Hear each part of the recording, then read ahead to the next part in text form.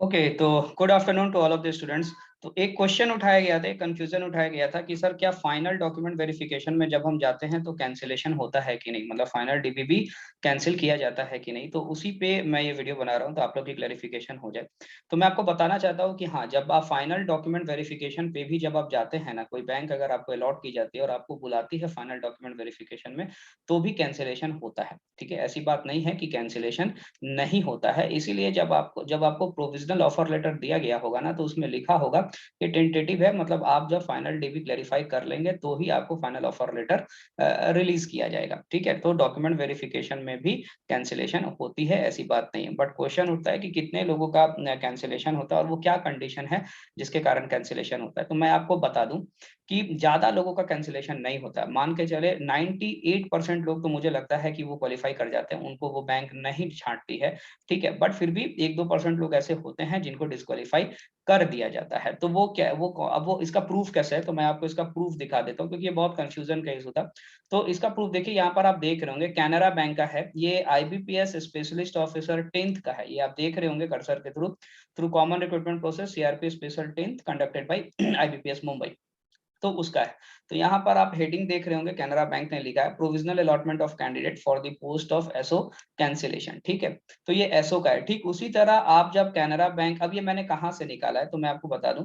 आप कैनरा बैंक के जब वेबसाइट पर आप जाएंगे ना, कैनरा बैंक वेबसाइट कैरियर पर जब आप जाएंगे तो आपको ये चीजें मिल जाएंगे। और ये सिर्फ एसओ के साथ ही नहीं है, ये सिर्फ स्पेशलिस्ट ऑफिसर के लिए नहीं है, ये पीओ के लिए भी आपको वो रिलीज करते हैं।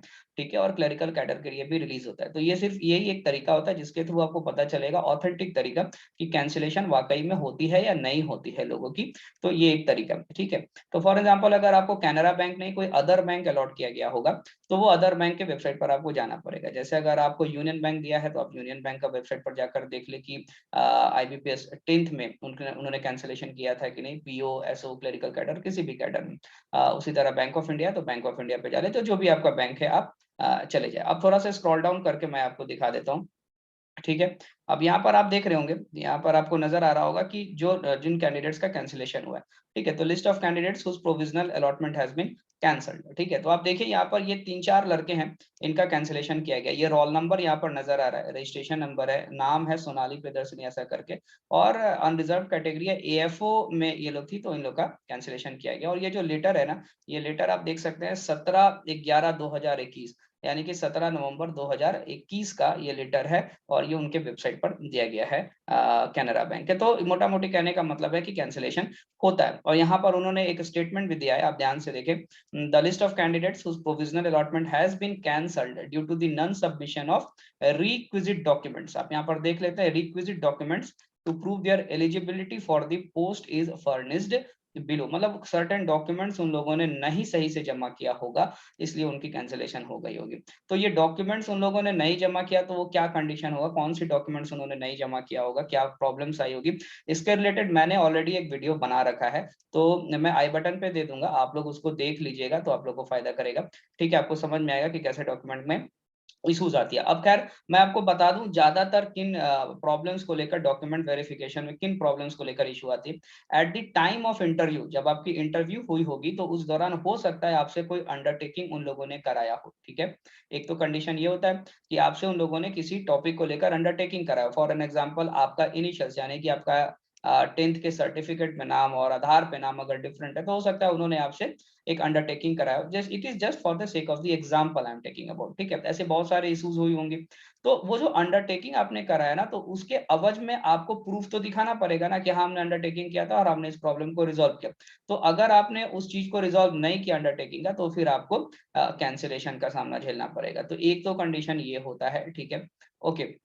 दूसरा जो सबसे बड़ा प्रॉब्लम आता है कैंसिलेशन का, वो होता है डिग्री सर्टिफिकेट। ये बहुत बड़ा एक इशू बनता है।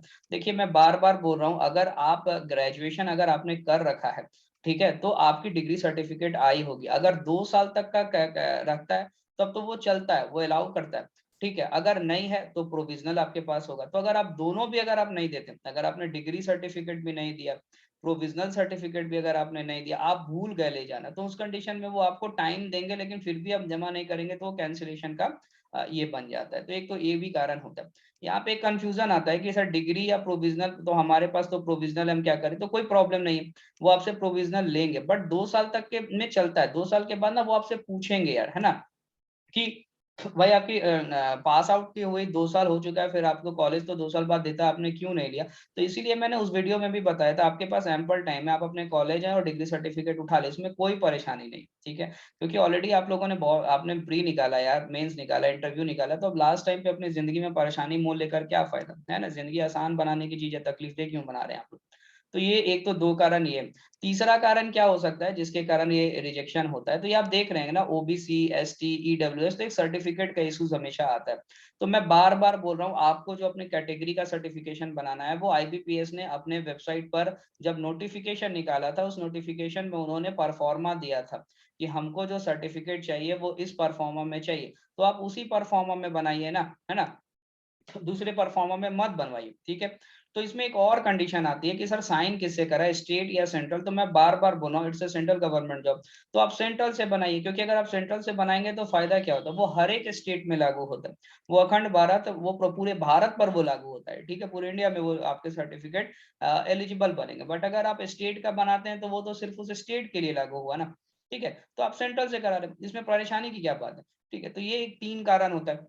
और एक कंफ्यूजन लोगों को रहता है कि सर कंप्यूटर सर्टिफिकेट के कारण तो नहीं हटाएगा, तो जी हाँ, हटा सकता है। मैं बार बार बोल रहा हूँ, अगर आपने 10th में, 12th में, ग्रेजुएशन में, पोस्ट ग्रेजुएशन में कंप्यूटर एज ए सब्जेक्ट नहीं पढ़ा है, तो वो आपको हटा देंगे, वो आपको रिजेक्शन में डाल देंगे, क्योंकि उनका रिक्विजिट है, उन्होंने नोटिफिकेशन में इस चीज को लिखा था, आपसे फॉर्म भरवाया था, तो उन्होंने ये चीज मांगा था, तो आपको वो चीज देना पड़ेगा ना यार। लेकिन अगर आपने ऑलरेडी पढ़ रखा है तब तो कोई प्रॉब्लम नहीं है, कंप्यूटर एज ए सब्जेक्ट में कुछ भी। वो इसीलिए मैंने वो वीडियो बनाया था जो जिसमें मैंने ये सारे कुछ एक्सप्लेन किया था, तो आप उसको देख लें एक बार, है ना? और अगर आपने कंप्यूटर नहीं पढ़ा यार, तो आपको सर्टिफिकेट बनवाना पड़ेगा। अब मैंने सर्टिफिकेट कैसे बनाना है ये भी मैंने तरीका बताया था, तो आप उस वीडियो को जाएं, आपको सारा कुछ क्लैरिफाई हो जाएगा। तो मैं उम्मीद करता हूँ कि आपको ये जो प्रॉब्लम है ना, ये जो कंफ्यूजन है कि क्या फाइनल डिग्री में रिजेक्शन होता है कि नहीं, तो हाँ सर, रिजेक्शन होता है, बट बहुत कम लोगों का रिजेक्शन होता है। अगर 100 लोग अगर जा रहे हैं, तो 95 96 लोगों का नहीं होता है, 3-4 लोगों का ही होता है।